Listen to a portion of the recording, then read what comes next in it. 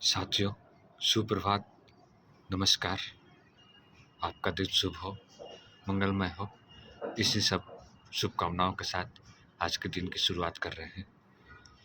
साथियों, कल की वीडियो में मैंने बताया था प्यार और शक की वजह से भी आत्महत्याओं को हम रोक सकते हैं।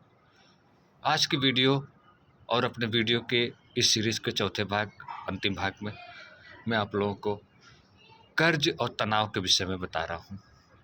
साथियों, हमारे मन में बहुत प्रकार के विकल्प चलते रहते हैं और समस्याएं भी चलती रहती हैं, उसका निजात भी निकलता रहता है और इन्हीं सब समस्याओं में हम घिर करके तनावग्रस्त होते रहते हैं। तनाव का मुख्य वजह पारिवारिक क्लेश, जैसा सोचना वैसा ना हो पाना, जैसा सोचना वैसा ना बन पाना, हमारे हर कार्य में बाधा उत्पन्न हो जाना, या जैसा हम चाहते हैं वैसा ना हो पाना, या कर्ज की स्थिति। साथियों, इन सबों से भी हम बच सकते हैं। सबसे पहले हम बात कर रहे हैं तनाव की, तो हमें सबसे पहले किस प्रकार का तनाव है उस पर ध्यान देना है।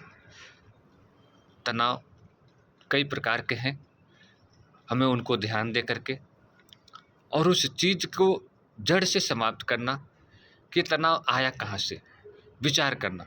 ज़्यादा अंदर तक, गहराई तक नहीं घुसना है, नहीं तो आप दोबारा से फिर तनाव में पड़ जाएंगे।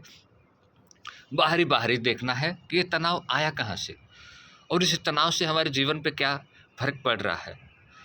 अगर नहीं कुछ फर्क पड़ रहा है, उस तनाव को अपने दिमाग से निकाल दीजिए कि ये हमारे बस की बात नहीं है, ये हमसे ऊपर की बात है।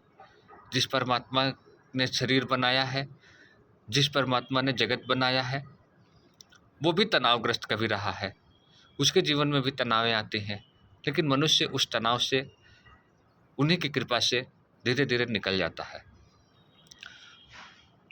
तनाव अगर कर्ज से है तो कर्ज से भी छुटकारे का उपाय मैं आप लोगों को अगर समझा पाऊँ तो शायद बात तो मेरे लिए अच्छी होगी। साथियों, जब हम धीरे धीरे बड़े होते हैं, हमारी अवस्था 17 साल 18 साल की होती है, तो उसी समय से हमें ये जो कर्ज की समस्या है इस पे ध्यान देना है। हमारे पिताजी के द्वारा या हमारे घर परिवार के द्वारा अगर हमारे परिवार पर कोई कर्ज है तो सबसे पहले हमें उसे पॉइंट नोट करना चाहिए कि इतनी सारी कर्ज हमारे पिताजी के द्वारा या हमारे घर के द्वारा है। नहीं है, अच्छी बात है। अगर है तो उसको पॉइंट नोट करिए। अब आपको देखना है हमारे घर की महीने का खर्च कितना है। अगर आपका महीने का खर्च 10,000 12,000 रुपये है और आपकी महीने की आय 7,000 8,000 रुपये है, तो आप हर महीने 4,000 5,000 रुपये के कर्ज में जाते रहेंगे। उसको दूर करने के लिए आप अपने फालतू खर्चों को कम कर सकते हैं। लेकिन अगर कोई फालतू खर्चे नहीं हैं, दैनिक जीवनचर्या के लिए वो खर्चे ज़रूरी हैं, तो आपको अपनी आय बढ़ानी पड़ेगी। आप अपनी आय बढ़ाएंगे नहीं तब तक आप कर्ज में जाते रहेंगे। आय बढ़ाने के लिए सबसे पहले मैं आपको उपाय बताता हूँ। आपको शर्म नहीं करनी है। आपको 4,000 5,000 रुपये महीने कमाने के लिए शर्म नहीं करनी है। आप स्कूल जाते हैं, आप पढ़ाई करते हैं, आपके पिताजी जो काम कर रहे हैं उससे घर का, परिवार का खर्चा नहीं चल पा रहा है। आप अपने अनुसार कुछ ऐसा करिए जिससे हम महीने का 4,000 या 5,000 रुपये उस खर्च को वहन करें, जिससे हमारे परिवार के ऊपर आर्थिक भार ना हो। आजकल के युग में देखे होंगे, हर जगह कुशल कारीगरों की ज़रूरत है। 16 वर्ष की अवस्था से लेकर के बच्चे आजकल कुछ न कुछ अपना रोजगार कर रहे हैं। किसी दुकान पर, किसी मेडिकल स्टोर पर, किसी नर्सिंग होम में, किसी कंप्यूटर की दुकान पर, या किसी किराना की दुकान पर, किसी कपड़े की दुकान पर। कुछ भी नहीं कर रहे हैं तो अगर कहीं कंस्ट्रक्शन का काम चल रहा है, घर बन रहा है, वहाँ सीमेंट ईंटा गिट्टी बालू दे रहे हैं। उससे वो अगर महीने में 10 दिन भी अपनी हाजिरी लगाते हैं कंस्ट्रक्शन की काम में तो उनको 5,000 रुपये मिल जाएंगे। आप महीने में 10 दिन नहीं लगा सकते, आप वो 5 दिन आपकी संडे की छुट्टी होती है, आप वो कुछ ओवर टाइम लगा दीजिए, कुछ 5 दिन और लगा दीजिए या कुछ अन्य काम करके उस 5,000 रुपये को आपको वहन करना पड़ेगा, नहीं तो आप कर्ज में जाएंगे। वो कर्ज धीरे धीरे 1 साल के बाद 60,000 70,000 रुपये के रूप ले लेगी और आप उसको देने में असमर्थ हो जाएंगे। साथियों, मैं आपको बताना चाहूँगा, कर्ज लेकर के कर्ज देना, ये दूसरे कर्ज को बढ़ावा देना है। कर्ज लेकर के कर्ज देना या कर्ज लेकर के घर बनवाना, यह बहुत ही बड़ी समस्या है। अचानक अगर कोई कर्ज आ गया आपके ऊपर, जैसे किसी बीमारी से या किसी आकस्मिक घटना से, वो कर्ज समझ में आता है, लेकिन कर्ज लेकर के आप घर बनवाएं, कर्ज लेकर के आप अपना घर का खर्चा चलाएं, ये बहुत ही सोचने वाली बात है। क्योंकि आदमी इन्हीं सब छोटी छोटी गलतियों से बड़े कर्ज में फंस जाता है।